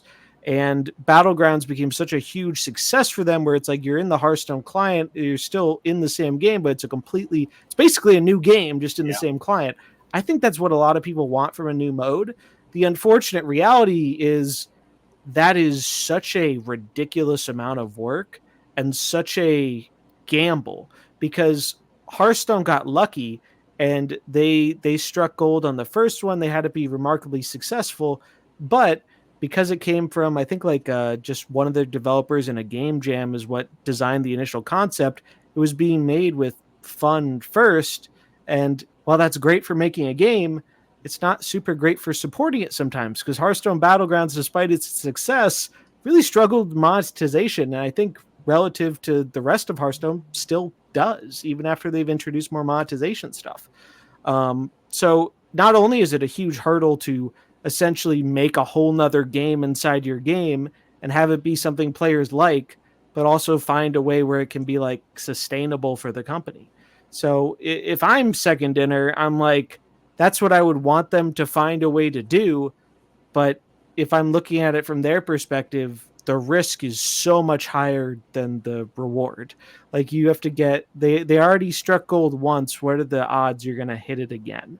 Yeah. And especially when things go wrong with something relatively simpler like Deadpool's Diner, I think that adds to concerns that it's like, well, what if we do spend all this time making? I mean, even it could be even like draft, like you said, like what if we do spend all this time on draft mode and it's just not that popular?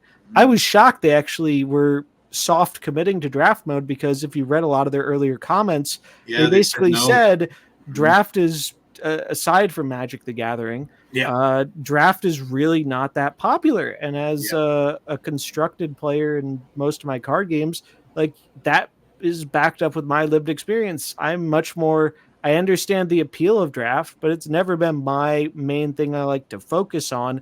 I like, looking at all the cards and building a specific deck without the unique limitations draft provides. Yeah. And so they were very weary on doing that.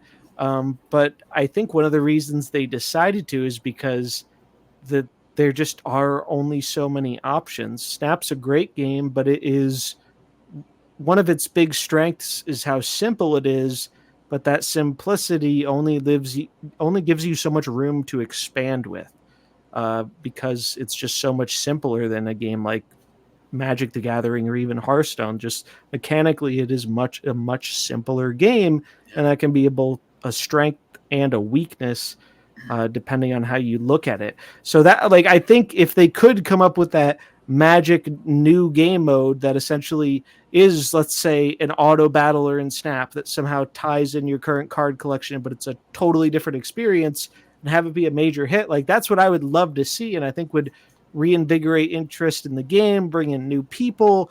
I think it could do a lot of good things, but I also don't realistically expect that to be a priority from them just because from the risk management side, it's so dangerous. Mm. Yeah, I started thinking to myself, knowing that because I've played in Magic drafts, Mhm. but the thing with a Magic draft is a lot of times they'll do a draft when a new set comes out. Yep. So brand new set comes out, everybody does a draft. You're seeing all new cards, and it's the excitement about you're opening new packs. You're seeing all these new cards maybe for the first time. Yeah. With Magic's limited amount of cards, and everybody already has seen every one of these cards, Mhm. it's going to make it difficult.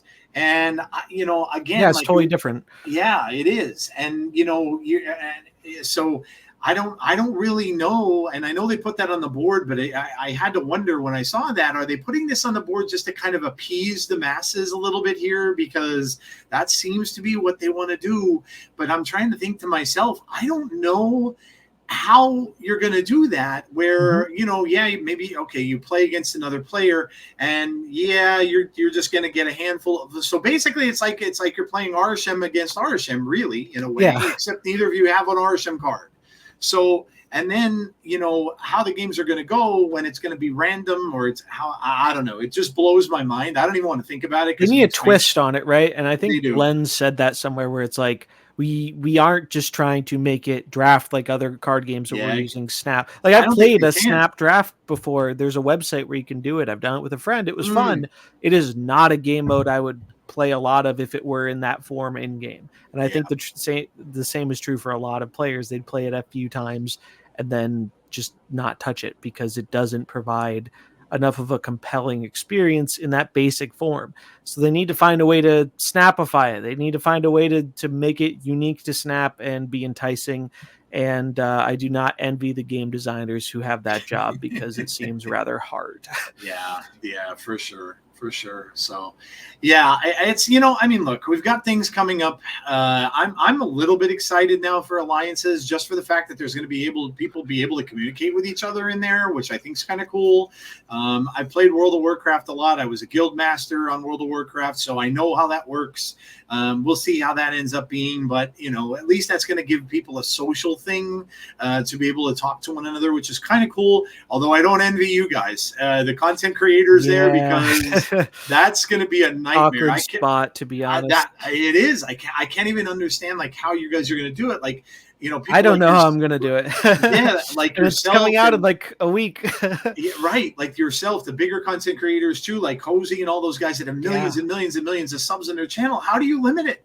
If it's going to be 25, like was rumored, what are you going to do? Like, it's almost like where you almost can't. That's like, kind of how I feel. Like I'm going to invite some friends, but it becomes so unfair where it's like, I feel like you don't want, like when it's that small of a number, it's like you don't want to pick people out of your audience because then you end up with a lot of people feeling left out. And it's a complicated situation. And that's been one of the biggest things that has made me less excited for alliances. I mean, I don't think it was ever a super huge feature for me because I'm talking with the people I want to talk about Snap with on Discord and whatnot. So like that, but I do think it adds something positive to the game. It's good. We're finally getting some form of social system in the game. We don't even have a friends list after like 2 years. So like something like that is good, but I find it challenging to get excited about because I think about it. I'm like, how much is this actually going to impact me as a player? And at least for me, I don't think it's going to impact me much because it's not something I'm going to be able to really invite a bunch of people into who watch my content. It's not like at least from the limited data mine stuff we have, it doesn't look like for anyone who I've seen people who are worried about, I'm going to have all this FOMO because, there are things you have to do in the alliances and you get rewards. The rewards seem very, very small. So at the plus side is you won't have to worry about the FOMO. But the downside is that like if the reward stuff is so small, it's like I might just not be incentivized to even do it. As opposed to something like the diner where it's like, even with all the problems we talked about, the rewards are definitely not the problem there, right? Like that's the one really positive thing about it. So I really don't know how to feel about alliances. At least on a personal level. And I think I'm just going to kind of navigate it as it comes out and see what happens. Go from there. Yeah, sometimes that's all you can do. So a couple things I wanted to touch on real quick. First off, I should have said congratulations. You were the #1 player for a while, no? A little bit, yeah, a little bit Yeah, last season. I entered in like so I was just streaming and I was like, oh, I'll stop at 90, and then I got a bunch of like really good games and I finished. And I was like, oh, I wonder where I'll enter in, because for a long time I did not play the post Infinite ladder very much. Huge reason for that was for a very long time Loki decks were incredibly dominant yeah, at high Infinite. I did not care for that experience, so it yep, kept me away from really climbing the ladder because I just disliked what the top meta was. yep, But during the season before the Eternals, like that, the season before it, I started playing it more than Conquest because I was getting a little fed up with Conquest because it can be more polarizing than the yeah, ladder experience. I think ladder is Snap in its purest form, and I feel like every time they try and iterate on it, it's just ends up not being quite as good of a game, yeah. unfortunately. Conquest can be weird. Like Yeah, they really got it right the first time, it feels like. yeah, So that got me playing the ladder more. And then when I entered in to Infinite for the Eternals season, I entered in at number 2 on the first day. that's And I awesome. was like, all right, I got to do it. Yeah, Like, if I'm at 2, like, and so I played for like another 3 hours. And there's another player from the Asia server, Zuns. yeah, I'm sure people have seen him on yep. Twitter. He's Yeah, been number one a bunch of XUN. It's what times. is it? XUNZZ. I think it Yeah. is or something. Yeah, Mhm. yeah. And so really great player who's actually like a even a teenager, which is Yeah, free to play yeah, too, I believe. So that's quite an accomplishment. it is. But they were holding down the number 1 spot, so I was kind of trying to chase them.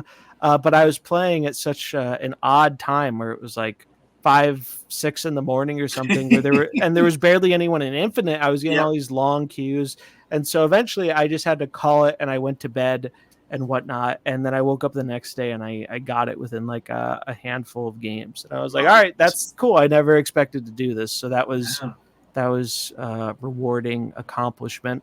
yeah. And I don't see a whole lot of like, I'm not someone who is super incentivized to consistently grind for the top. Like I'd like to maintain being in the top 100 just because like it feels good, but I'm not someone who's super gung ho. I'm gonna like, all right, I'm gonna go try and take back rank 1. It just a big part of that is playing the game a whole lot, and I've played the game a whole lot and I like it. But over time, I've just come to the realization like I have more fun with Snap in shorter bursts, which I think is what a lot of people do. Yeah, that's I think how that. I mean, that look. That's why they made it the way they did. Sure, Exactly. absolutely. I also know, and I want you to plug this. Of course, you not only have let obviously all my listeners know where your channel is. Obviously, you're on Twitch. Let them know how many times you stream and when you stream, and also you do a podcast, which I have listened to Zombies on the Born to Be Cosmo podcast, which I absolutely love. I think it's great. They have a great bunch of people there that do that. And that's how that's also how I learned about Safety Blade and reached out to him to come on the show at one point. He's awesome. Oh, I love Safety. Yeah, We were friends. I met Safety Blade through Hearthstone Mercenaries, yeah, so we he's such knew a each other from back in the Hearthstone days, and we've only become better friends since yeah, then. he's So great. he's a great Yeah, guy.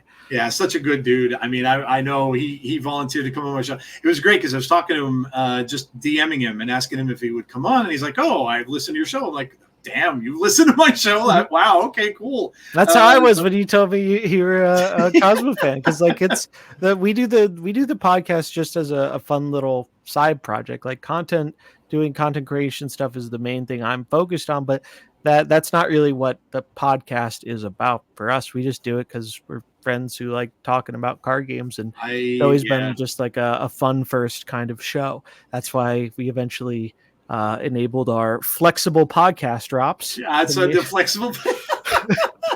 They're always talking about we have a flexible podcast schedule every time on there. I'm like, yep, I'll I'll hear them again in a couple of weeks. But it's look, it's listen, it's all good, and it's not you're doing other things and things like that. I 100% get that, but it is a fun show to listen to, and hey, you got Ben Brode to do your opener. That's pretty amazing. Yeah, so the story there's kind of funny. If you don't know, so Born to Be Cosmo is kind of an off branch from Born to Be Wild, which was Yes. the show Nate has been doing for a very, very long time. Eventually, he kind of stepped away from Hearthstone. It's cool though, because his co-hosts have continued that on. So I love to see that. I love to support them too. But way back when, and I don't even know how many years ago it was, Ben Brode was doing things on Cameo. And so they got him to do a intro for their podcast, but he was saying Born to Be Wild. Yep. And so Nate is very talented with like editing and Photoshop and audio stuff. So he found a way to remix it into the fun little intro we have. And I absolutely love it. Like, I did a podcast for Hearthstone Mercenaries called The Fighting Pit for a while. So like, I know what it's like to run a podcast, and it was a lot of work, and I was doing things very minimally. And so I really appreciate both him and Blue for like the work they put into it, because really when we podcast, I just kind of show up and yap. Like, I'm not the one who has to think about like the production. And as someone who used to have to be that person, I really appreciate that he's willing to do that, because I don't think I could find the time to get it done, let alone even if I did have the time, I don't think it would be as good of a quality. He does a truly fantastic job. So shout out to Nate and Blue Train, my co-hosts, for Born to Be Cosmo. We're on all the podcast places and YouTube and whatnot. It's a really fun show. I love getting your takes on stuff. A lot of times it's different takes than what other people have out there, which I appreciate that too, because we keep it Cosmo. You do. I love the phrase too. It's like, keep it Cosmo. I love that they keep it real, and stuff. We try and be our most authentic self. And let me tell you, when Snap was in that first year and its very honeymoon period for a lot of people, it was difficult to be your authentic self because people were very defensive of the game. And not saying, there aren't some people who are still, in my opinion, a little overly defensive about certain topics, but I think most people can acknowledge over time there's generally been a vibe shift from that like year one to now, where people are much more willing to talk about things that they just don't really like or they see a flaw with or something. Whereas in the beginning, it wasn't super like that, and definitely felt like gotten a little hot water there with people sometimes, but I can't help it. Like that's just me and what I like to do, and I don't think I would have it any other way. But yeah, I stream on Twitch. I should have a schedule. I don't. I'm working very hard to make myself like a real human being who has a schedule. It's been a challenge, but I've been streaming pretty much daily since I got back from vacation. I'm making a pretty big effort on it. And then YouTube, I've definitely dialed back the YouTube stuff a bit because I've been focusing on streaming more.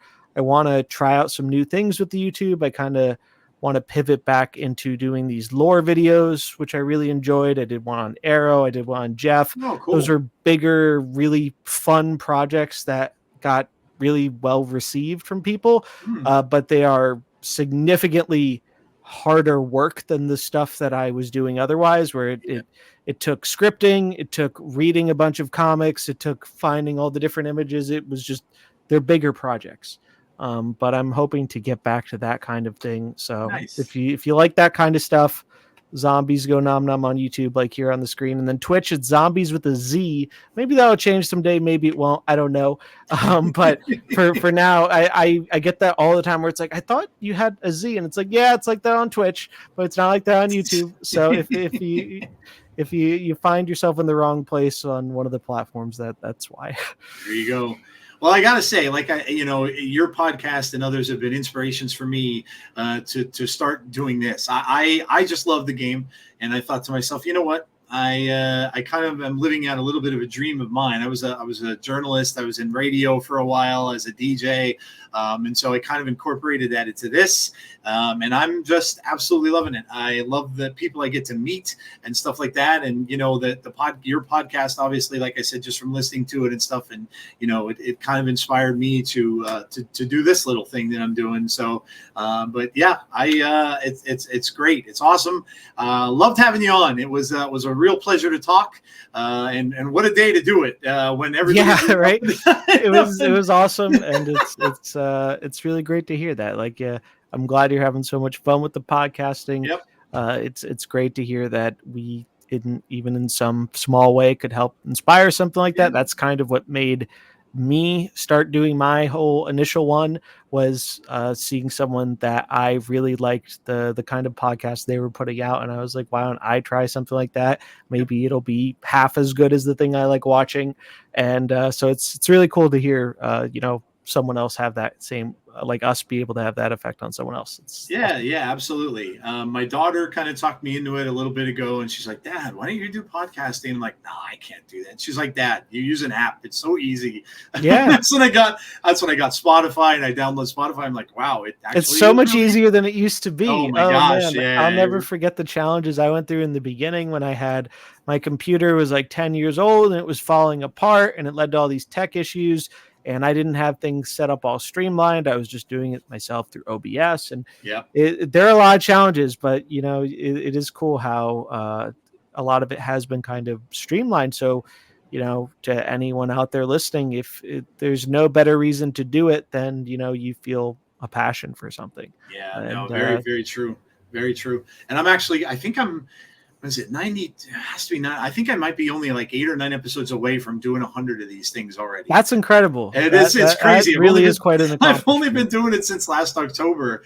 That's awesome. Congrats. Thank you. I know as Glazer and Glazer was nice enough from Snap Judgments to come on my show a bunch of times, and he was telling me, he's like, dude, you do way too much of this. I'm like, I don't know. I like doing it. If you have fun, that's all the reason you need. That's all the reason you need to do it. And I think the people who tune into it really appreciate that, and it shows. Yeah, it's shocking. It really is. I couldn't believe like how much of the community I got behind when I was starting to tell people I was going to get the Infinite. Everybody's like, they were like, asking me, did you get there? Did you get there? Did you get, and I was like, yeah, wow, it's great. There are cool. so many. There are really a lot of very supportive people in the Snap community, and they're always going to be those out there hitting you with the Miss Marvel thumbs up. But if you can learn to kind of tune out those people a bit and just focus on the people who are passionate and supporting, there really are a lot of them out there. No doubt. No doubt. All right, guys. Well, there you go. We went a little long. I apologize for that, but it was a great discussion tonight with ZombiesGoNomNom. I loved it, and like I said, it was a hell of a time to do it with the whole Deadpool Diner thing being the hot topic. So yeah, guys, listen. That is going to do it for us for here tonight. I appreciate you guys all listening to the show. If you're watching this on YouTube, please make sure you go and hit the like button on it, first of all. Secondly, make sure you subscribe to the channel. And if you're listening on audio, I love all you guys. That's where my kind of bread and butter is. I appreciate all of you. Make sure that you drop me a comment. You can do that now on Spotify, which they allow that to happen a little easier. Obviously, make sure to go check out Zombies streams and check him out on the Born to Be Cosmo Born to Be Cosmo podcast as well. And I will return next week with another audio podcast and with some more guests. I know I've been talking to Safety Blade. I think Safety might be coming back on the show next week too. Awesome. So yeah, guys, have a great one. Enjoy the diner. I hope you all get what you want to get from that. I hope you all get the card out of it. But enjoy that, and obviously enjoy playing Marvel Snap as well. Be kind to one another always, and hopefully I will talk to you all on the next episode of Snap Decisions. This is your Snap DJ signing off.